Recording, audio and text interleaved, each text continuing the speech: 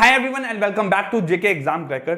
सो guys finally JK SSB ने अपना junior assistant का जो एग्जाम था उसका जो सीबीटी बेस आपका एग्जामिनेशन था, आपका सीबीटी बेस जो एक पार्ट था वो सक्सेसफुली आपका जो है कंडक्ट हो गया है। अब जो भी आपका एग्जाम हुआ है कैसा हुआ है, ठीक है, किस तरीके से नहीं हुआ है, अच्छा है बुरा है, रिजल्ट क्या निकल के आएगा, आपको आने वाले 2 या 3 दिनों में जेके एसएसबी के एंड से आंसर की आउट हो जाएगा। और आने वाले 10 दिन, जब मैक्सिमम आप लोग मान लो 15 दिनों में आपका जो है रिजल्ट आउट हो जाएगा और आपको ये पता चल जाएगा कि आप लोगों की सिलेक्शन हुई है कि नहीं हुई है। बट मैं सब लोगों से ये एक रिक्वेस्ट करूंगा कि आपका एग्जाम कैसा हुआ है, अच्छा हुआ है, बुरा हुआ है, कम क्वेश्चन टाइम किए हैं, ज्यादा किए हैं, इन सब चीजों को साइड पर रख के आप जो भी आपके आने वाले एग्जाम हैं, जैसे आप में से सभी लोगों ने अप्रोक्सीमेटली एफडब्ल्यू के एग्जाम में भी अपेयर होना है, एफएसआई के एग्जाम में अपेयर होना है, जेकेपीएसआई के एग्जाम में अपेयर होना है। सो आप लोग इन एग्जाम्स की भी तैयारी करते रहो। आप लोग जेके एग्जाम क्रैकर ऐप डाउनलोड कर लो, वहां पे आपको डिफरेंट कोर्सेज मिल जाएंगे डिफरेंट एग्जामिनेशन के लिए। आपका 30% ऑफ चल रहा है फॉर जेकेपीएसआई एग्जाम। आप हमारे बैचेस को ज्वाइन कर सकते हो। अब सर सबसे पहला क्वेश्चन जो है आप लोगों के दिमाग में इस टाइम पे यही आ रहा है कि आप लोगों को कोई पर्सन सही गाइड करे कि रिगार्डिंग जो आपका रिजल्ट है वो कैसा होगा, आपकी जो सिलेक्शन है होगी कि नहीं, और आपका कट ऑफ जो है वो क्या रहने वाला है।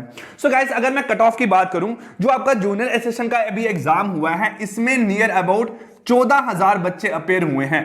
ठीक है, कुछ फैक्टर्स हैं जिसमें आपका कट ऑफ जो है हम लोग डिसाइड नहीं कर सकते हैं। सबसे पहले तो ये बात है कि कट ऑफ जो है वो उन एग्जाम का डिसाइड होता है जो एग्जाम हर साल होते हैं, हर 6 महीनों के बाद होते हैं। जैसे आप लोग कट ऑफ कहां से सुनते आ रहे हो, आप लोग सुन रहे हो यूपीएससी के एग्जाम्स होते हैं, आप लोग सुनते हो कि आईबीपीएस के एग्जाम होते हैं, बैंकिंग का एग्जाम देके आते हैं तो आपको रिजल्ट पता लग जाता है कि आपका गुड अटेम्प्ट क्या है, आपका बेस्ट अटेम्प्ट क्या है और आपका मॉडरेट अटेम्प्ट कितने यहां पे लोगों ने किए हुए हैं। सो उन एग्जाम्स का कट ऑफ डिसाइड होता है क्योंकि जो भी इंस्टीट्यूट हैं जो पढ़ाते हैं उनको पता रहता है कि भाई इस साल अभी 6 महीने पहले कितने बच्चे जो थे जिनका एक मार्क्स से एग्जाम रह गया था, अब उन्हीं बच्चों के जो है मार्क्स कितने आए हैं, फिर नेक्स्ट ईयर उनके जो है मार्क्स कितने निकल के आएंगे, देन दे विल डिसाइड कि कट ऑफ कैसा निकलेगा। अब जो एग्जाम ही 2 3 4 साल के बाद निकल रहा है, सो हमें क्या पता 4 सालों में कितने ऐसे बच्चे हैं जिन्होंने अपनी टाइपिंग स्पीड को 35 वर्ड पर मिनट से 60 वर्ड पर मिनट कर लिया है। सो हमें जब ये चीज पता ही नहीं है तो हम लोग डिसाइड नहीं कर सकते हैं कि आपका कट ऑफ कितना होगा,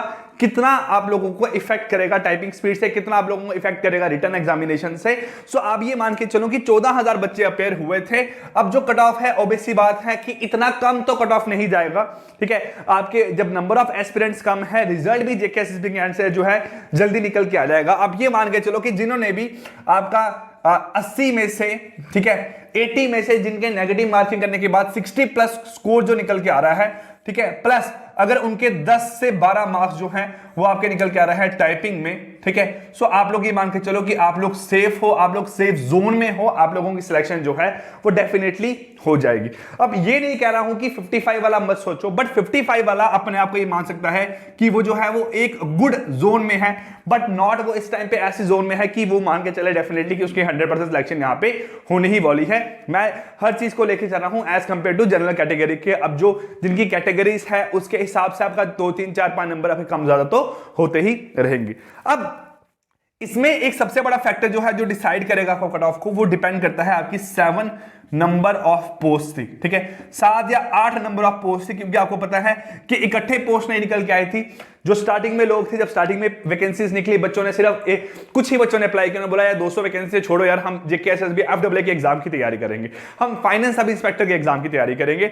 बट उसके बाद कुछ और वैकेंसी निकली, फिर थर्ड टाइम में 3 डिपार्टमेंट वैकेंसी निकली, तो बच्चों ने फॉर्म भरना स्टार्ट कर दिए। तो आप ये देख सकते हो कि हमें नहीं पता कि कितने बच्चों ने इन 7 की 7 जो नंबर ऑफ जो डिपार्टमेंट्स हैं उनमें फॉर्म फिल किए हैं, कितनों ने 1 में, कितनों ने 2 में। अब ये चीज हमें नहीं पता है। जब तक ये चीज नहीं पता लगेगी तो हम कैसे यहां पे कट ऑफ को डिसाइड कर सकते हैं। ठीक है, तो ये जो आपके 2 फैक्टर्स हैं, एक आपका नंबर ऑफ एस्पिरेंट्स कम है, दूसरा है आपकी टाइपिंग स्पीड। हमें टाइपिंग स्पीड नहीं पता कितनी है।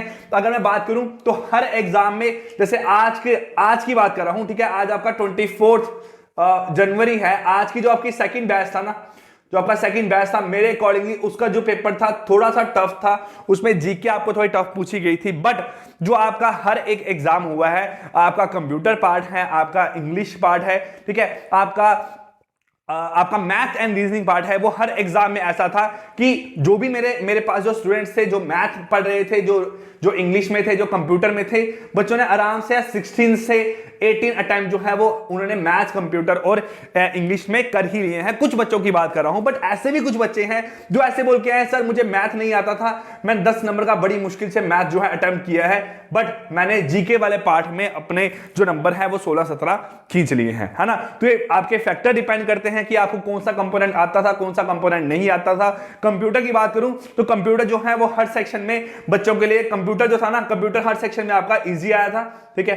कंप्यूटर का लेवल बहुत इजी था, हर बच्चे ने नियर अबाउट 16 से 18 लेक्चर आपके जो क्वेश्चन है आराम से अटेंड कर लिए होंगे, चाहे आप लोग तानिया मैम से पढ़े हो, चाहे कहीं और से पढ़े हो, ये नंबर ऑफ क्वेश्चन आपने आराम से अटेम्प्ट कर लिए होंगे। और कुछ क्वेश्चन तो ऐसे थे जो कि अभी रिसेंटली हुए health and medical education department के, ठीक है, जहां आपका जो जेएसए का एग्जाम हुआ था, इन एग्जाम में वो क्वेश्चन आपको पूछे गए थे, ठीक है। तो आप लोग ये मान के चलो कि 60 प्लस जिसका स्कोर बन रहा है आफ्टर कट ऑफ करने के बाद, आफ्टर आपकी नेगेटिव मार्किंग करने के बाद, वो अपने आप को सेफ जोन में मान के चल सकता है। बट आप लोग तब भी जो आपके आने वाले एग्जाम्स हैं उनकी तैयारी करो। एक एग्जाम अगर क्वालिफाई होगा सो बेटर है कि आप ये मत मान के चलो कि बस इतना ही हमारा कैरियर था, हमने बस एक एग्जाम क्वालिफाई कर दिया अब ठीक है। वो लोग मान सकते हैं जिनकी एज बहुत ज्यादा हो चुकी है, बट जिनके पास टाइम है, जो अभी यार 20 साल से लेकर 30 साल के बीच के जो भी स्टूडेंट्स हैं, ठीक है, जिनके पास टाइम है, वो चाहते हैं हमें और इससे अच्छी जॉब चाहिए जहां हमारा देखो, जब आप एग्जाम देके आए हो आपको अपने कैलिबर का पता लग ही गया होगा कि हम किस कैटेगरी में लाई करते हैं, हम कितने कैलिबर के हैं, ठीक है, हमें कुछ आता है कि नहीं आता है। आपको यह पता चल गया होगा कि मेरा कंप्यूटर पार्ट वीक है कि स्ट्रॉन्ग है, इंग्लिश पार्ट वीक है कि स्ट्रॉन्ग है, ठीक है। क्योंकि कुछ बच्चे ऐसे हैं जो फर्स्ट टाइम एग्जाम में अपेयर हुए होंगे, जो बच्चे सिर्फ टाइपिंग कर रहे थे कहीं डिफरेंट, जैसे मेरे पास जो बच्चे थे जो टाइप करते थे, यहाँ पे जो आपका कंटेंट बनाते हैं उनकी स्पीड बहुत ज्यादा थी, तो मैं उनसे पूछा था, कहते नहीं सर हम 4-5 साल से सिर्फ टाइपिंग का ही काम कर रहे हैं। उन्होंने फर्स्ट टाइम एग्जाम दिया है, ठीक है, किसी का 65 अटेम्प्ट हुआ है, किसी का 70 अटेम्प्ट हुआ है। अब वो ये चीजें तो बोल रहे हैं, जब बच्चा आके बताता है कि सर मेरे नंबर ऑफ अटेम्प्ट इतने हुए हैं, तो हम लोग मानते हैं कि इसने इतने अटेम्प्ट तो किए होंगे,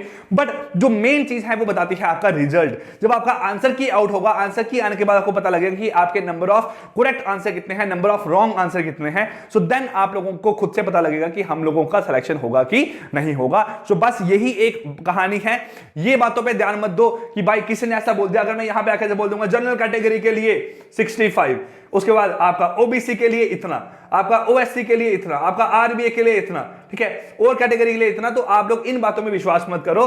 बस ये मान के चलो कि 65 स्कोर जो है वो आपका 60 स्कोर जो है वो अच्छा स्कोर है, आप लोगों की डेफिनेटली सिलेक्शन हो जाए। मैं तो कहता हूं जितने बच्चे इन वीडियो को देख रहे हैं आप सबकी सिलेक्शन हो जाए, ठीक है।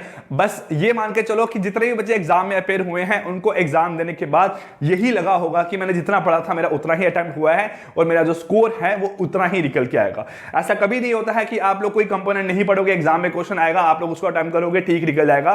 वो तो सुनी सुनाई बातें हैं, वो कहानियां हैं। ऐसे सुनने को मिलता है कि आपने हाथ पे किसी देवी देवता का, किसी भगवान का आपने कुछ पहन लिया, उसको पहन के गए और एग्जाम जो है आपका अच्छा हो गया। बस आपको ये पता लग गया है कौन सा कंपोनेंट वीक है, कौन सा स्ट्रॉन्ग है, कैसा है, तो इसके अकॉर्डिंगली अपने आगे आने वाले एग्जाम्स की तैयारी करते रहो, ना कि ये सोचो कि एग्जाम क्वालिफाई हो गया अब हम लोग आराम से बैठेंगे, बल्कि जब रिजल्ट आए तो पता लगे कुछ बच्चों का क्वालिफाई ना हो, ठीक है। So I wish you all the best, जिसने एग्जाम दिया, जिसने मेहनत की, जिसका रिजल्ट अच्छा निकलने वाला है आने वाले टाइम पे, जिसकी सिलेक्शन होगी।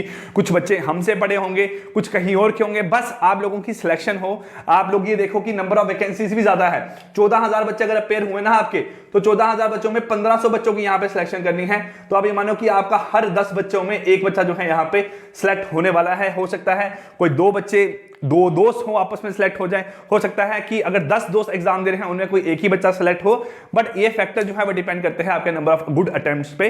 तो नंबर ऑफ गुड अटेम्प्ट 60 के अराउंड अगर आपके हैं तो आपका स्कोर अच्छा आने वाला है, ठीक है।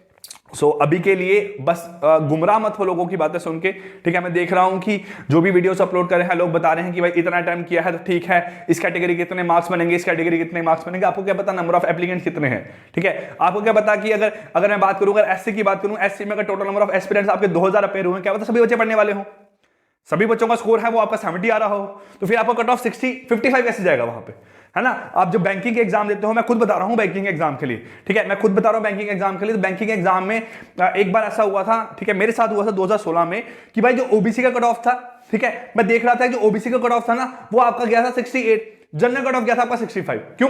क्योंकि ओबीसी में नंबर ऑफ एप्लीकेंट बहुत कम हो गए। मैं आरआरबी की बात कर रहा हूं। मेरा फ्रेंड था, उसके नंबर आए थे 67, मेरे थे 66 मार्क्स थे।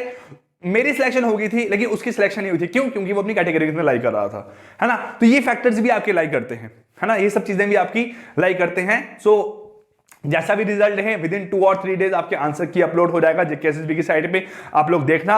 और बस ये बात एक ध्यान में रखना, जब आपका आंसर की आएगा आप लोग अपने पेपर जो हैं वो शेयर जरूर करना हमारे साथ। हमें बताना है कि आपका, हमें ताकि इतना आइडिया रहे कि आगे आने वाले जो एग्जाम्स हैं उसमें नंबर ऑफ क्वेश्चन कैसे आएंगे, ठीक है, किस तरह के क्वेश्चन पूछे जाएंगे, कितना लेवल है इस एग्जाम में आपका पूछा गया हुआ। और जल्दी ही मेरी बात मान के चलो, जूनियर असिस्टेंट की बहुत ज्यादा वैकेंसी निकलने वाली है। नियर अबाउट इस साल में आपकी जूनियर असिस्टेंट की 2000 के अराउंड वैकेंसी जो है वो निकल जाएंगी। अब इन वैकेंसीज में भी उन लोगों को लाइक करना है जो इन 14,000 में से माइनस करोगे 1500 को, वो बच्चे आपके सारे यहां पे एग्जिस्ट करेंगे। So guys, I wish you all the best, thank you so much, good bye. अपने आने वाले एग्जाम की तैयारी करते रहो, टेक केयर गाइस।